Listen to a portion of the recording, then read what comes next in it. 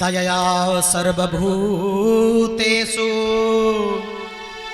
संतुष्ट्या येन केन वा सर्वेन्द्रियोपशान्त्या च तुष्यत्या सुजनार्दन। नारद जी महाराज कहते हैं कि पहला सूत्र है क्या? दया सर्वभूतेषु, सभी जीवों पर दया करनी चाहिए, सभी जीवों पर दया करनी चाहिए। और दूसरा क्या है? संतुष्ट्या येन केन वा, जितना है उतने में ही संतोष करना चाहिए। ऐसा नहीं है कि जितना आए उतना कम, जितना आए उतना कम, ना, ऐसा नहीं होना चाहिए। संतुष्ट्या येन केन वा। आगे कहते हैं जब अगर संतोष है मन में ना, तो कितना भी धन आपके सामने आ जाए आपको कोई असर नहीं पड़ेगा, क्योंकि कहते हैं ना, जब आवे संतोष धन सब धन धूरी समान। चाहे जितना धन आ जाए वो धूल के बराबर लगेगा। हाँ, अपने काम भर का मिल जाए बस वही काफी है। आगे आप सभी लोग कथा सुनेंगे, विश्राम वाले दिन श्री सुदामा जी महाराज की कथा आप सभी लोग श्रवण करेंगे। एक दिन सुदामा जी की जो धर्म पत्नी है, कौन? सुशीला मैया, वो जब भगवान कृष्ण के यहां से जब वापस आए, राजा बन गए सुदामा जी, तो सुशीला मैया ने एक दिन सुदामा जी से कहा कि स्वामी जी आज क्या बनाया जाए भोजन में? तो सुदामा जी ने कहा, क्या बनाओगी देवी? आज एक काम करो, क्या? थोड़ा घर में टमाटर होगा ना? हाँ है। तो एक काम करो, बढ़िया टमाटर की चटनी बना दो और चावल का भात बना दो। सुशीला मैया ने कहा, क्या महाराज, आप गरीबों वाला, वही गरीबी रेखा से नीचे पहले थे हम सभी लोग, आज भी आप उसी में जी रहे हैं क्या? अरे हम सब लोग राजा बन गए हैं, राजा वाला भोजन बनाए। सुदामा जी महाराज कुछ नहीं बोले। सुशीला मैया ने बनाया और फिर अगले दिन वही प्रश्न सुशीला मैया ने किया सुदामा जी महाराज से। तो सुदामा जी महाराज ने कहा कि भाई कल हमने गरीबी वाला भोजन बताया था, तो आज राजा वाला भोजन बता देते हैं। सुदामा जी महाराज ने कहा कि घर में सोना बहुत पड़ा है, तो एक काम कीजिए, आज सोने की दाल बना दीजिए। राजाओं वाला भोजन, आज सोने की दाल बना दीजिए। और घर में चांदी भी है, तो चांदी की बढ़िया बढ़िया रोटी बना दीजिए। और मोती माणिक हीरा जवाहरात बहुत है घर में, तो क्या कीजिए, मोतियों की खीर बना दीजिए। सुशीला मैया ने कहा, क्या महाराज आपका दिमाग खसक गया है क्या? कोई सोने की रोटी खाता है क्या? और कोई सोने की दाल खाता है क्या? और कोई चांदी की और मोती की रोटी और खीर खाता है क्या? तो सुदामा जी महाराज ने कहा, देवी जब खाना दाल चावल सब्जी रोटी ही है, तो क्या गरीब और क्या अमीर? भाई अमीर सोना चांदी तो खाते नहीं है, वही किसान का उगाया हुआ अन्न की रोटी और वही दाल, वही चावल, वही सब्जी खाते। कहने का मतलब कि जितना हो उतने में संतुष्ट रहना चाहिए, संतोष करना चाहिए। आगे कहते हैं सर्वेन्द्रियोपशान्त्या च,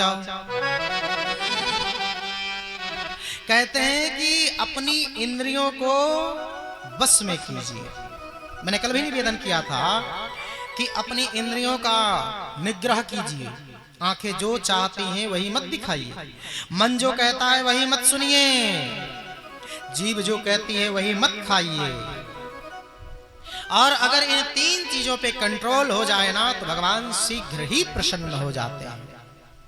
इस तरह से जब प्रचेता गणों ने नारद जी से जब पूछा तो ये रुचि प्रजापति दक्ष रुचि प्रजापति के ये पुत्र थे और सबको नारद जी ने कूट प्रश्नों में उलझा करके सबको बैरागी बना दिया। अब जो इनके पिता थे दक्ष ने क्रोध हुआ दक्ष को कि नारद ने हमारे सारे बेटों को बैरागी बना दिया और सब अगर इसी तरह से बैरागी बन जाएंगे तो गृहस्थ कहां से आएंगे, तो सृष्टि रुक जाएगी। तो नारद जी की ओर बहुत क्रोधित हुए। उन्होंने कहा कि तुमने बहुत गलत किया है, मैं तुम्हें श्राप देता हूं कि तुम एक जगह ज्यादा देर टिक नहीं पाओगे। और उसी समय से नारद जी महाराज एक जगह जल्दी कहीं टिकते नहीं, घूमते रहते हैं। तो नारद जी महाराज ने हाथ जोड़ करके प्रणाम किया कि महाराज बहुत बड़ी कृपा, आपका श्राप सिरोधार रहे। क्यों?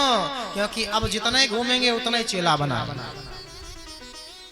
पहले कम घूमते थे, अब श्राप मिल गया है, ज्यादा घूमेंगे तो ज्यादा चेला बनेगा।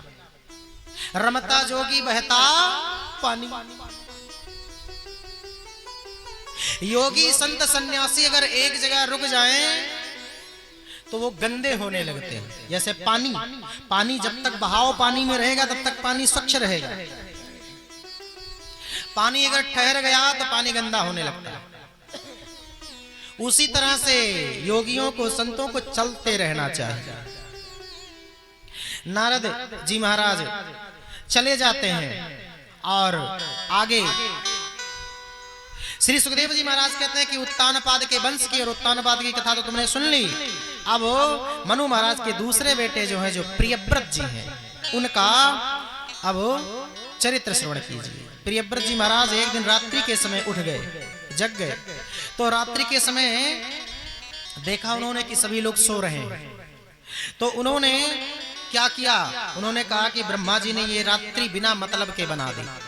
बताइए, लोग रात्रि में सो करके अपना सारा समय बर्बाद कर रहे हैं। लोगों को कार्य करना चाहिए ताकि राज्य का, देश का विकास हो, जब कार्य होगा। और सभी लोग सो करके अपना समय नष्ट कर रहे हैं। तो उन्होंने क्या किया?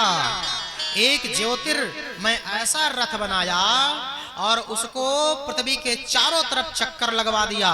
तो उसी से पृथ्वी पर 7 द्वीप बन गए। क्या बन गए? 7 द्वीप। 7 द्वीप बन गए। अब तो चारों तरफ प्रकाश हो, रात और दिन का पता ही ना लगे और दिनों रात सब कार्य ही करे। सब परेशान हो गए। ब्रह्मा जी आए। ब्रह्मा जी ने कहा कि बेटा, मैंने कुछ भी गलत नहीं बनाया है, कुछ भी गलत मैंने नहीं बनाया है। दिन में सभी लोग काम करेंगे तो रात्रि में विश्राम करेंगे। मैंने ऐसा नियम बनाया है। कुछ लोग ऐसे होते हैं जो ब्रह्मा जी को गालियां देने लगते हैं, हाँ, भगवान को ही गालियां देने लगते हैं। बहुत लोग कहने लगते हैं कि ब्रह्मा जी ने ये गलत बना दिया, ब्रह्मा जी ने ये गलत बना दिया। आप लोग देखते होंगे, आप विचार कीजिए, हम सब लोग ये चलाते हैं ना मोबाइल, हम सब लोग चलाते हैं ना मोबाइल चलाते हैं। मोबाइल का हर महीने, हर हफ्ते में एक नया वेरिएंट, नया मॉडल आ जाता है ना, नया मॉडल आ जाता है। और 4 व्हीलर गाड़ी, कोई भी गाड़ी होती है, उसका भी नया नया मॉडल निकलता रहता है।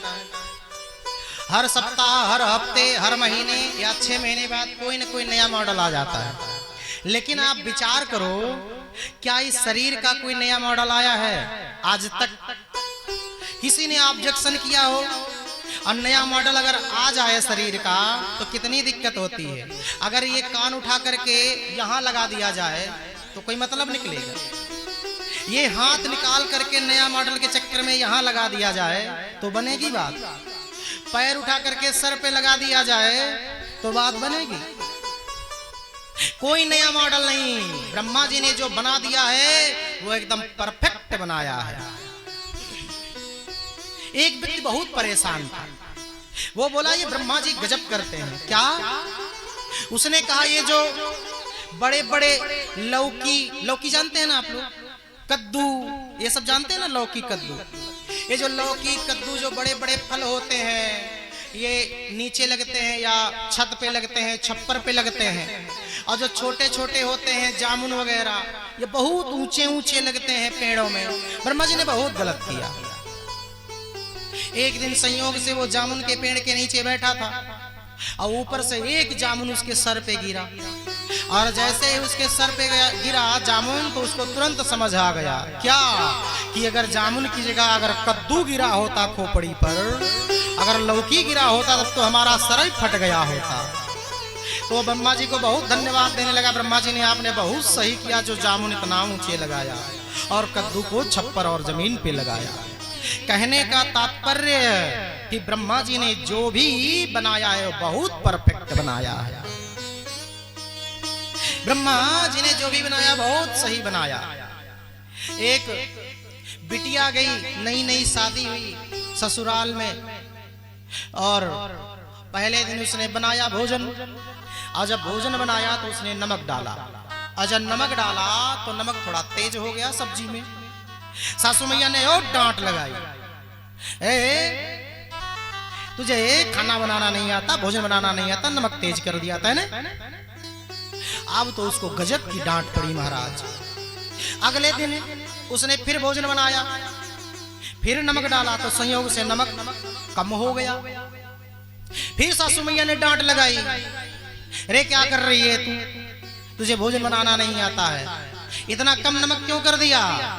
अगले दिन उसने किया, सोचा, फिर जब भोजन उसने बनाया तो वो खीर बना रही थी और उठा करके नमक को खीर में डाल दिया, और जब खीर में डाल दिया तो खूब उसको डांट पड़ी।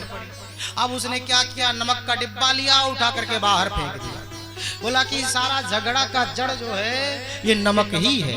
अब बताइए कि नमक की गलती है कि उसको प्रयोग करना उसका गलत है, उसका प्रयोग करना, उपयोग यूज नहीं कर पाया उसने। कहने का तात्पर्य है कि ब्रह्मा जी ने जो भी बनाया है वो बहुत सही बनाया। आगे चल करके इन्हीं के वंश में एक से एक बढ़ करके राजा हुए, और इन्हीं के वंश में जब प्रियव्रत जी को जब ब्रह्मा जी ने समझाया तो मान गए ब्रह्मा जी को प्रियव्रत जी। आगे इन्हीं के वंश में श्री ऋषभ देव जी महाराज हुए, और ऋषभ देव साक्षात भगवान के ही अंश हैं। और ऋषभ देव जी महाराज ऐसे हैं